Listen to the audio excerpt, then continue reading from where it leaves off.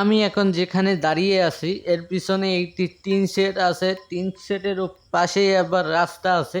রাস্তার পাশেই আবার কাজ চলছে, নতুন একটি কাজ। চাইলেই আমি যেতে পারবো না সেখানে, কারণ সেখানে একটি দরজা আছে, সে দরজা তালাও দেওয়া রয়েছে, সেজন্য আমি চাইলেও যেতে পারবো না।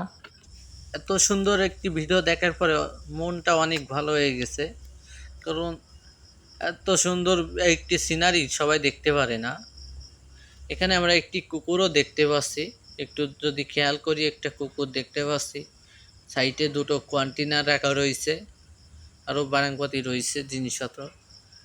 এই সিনারিটা অনেক সুন্দর, এটা সবাই দেখতে পারে না, কিন্তু যারা দেখতে পারে তারা অনেক ভাগ্যবান। এখানে আমরা কিছু পেঁপে গাছ দেখতে পাচ্ছি।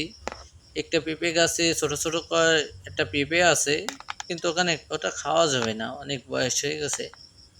আকাশে ছোট ছোট পাখি উঠছে, খুবই চমৎকার।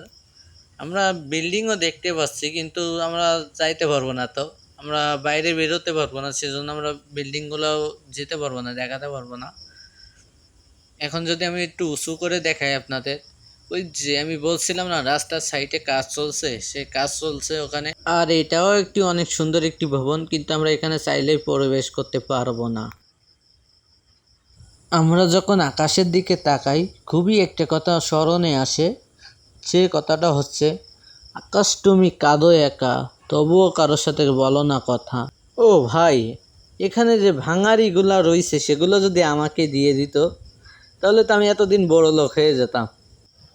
এটা খুবই আরামদায়ক, কিন্তু এটা সিঙ্গেল বেডের সমান হবে। এটা খুবই আরামদায়ক, কিন্তু এতে সম্পূর্ণ রডের একটি অবদান রয়েছে। এটা এখানে অনেক মশা, আমি এখানে বসতে পারছি না। আপনাদের জন্য এখন উঠতে হবে এখান থেকে আমার। এখানে আমরা একটি কলা গাছও দেখতে পাচ্ছি, কিন্তু ভাই কলা নাই, আপনাদের কলা খাওয়াইতে পারলাম না, দুঃখিত। আমরা যদি তোমাদের দেখাই, এখানে একটি ছোট একটা সুইমিং পুলও আছে, তার ভিতরে শাপলা ফুল, সন্ধে শাপলাও আছে।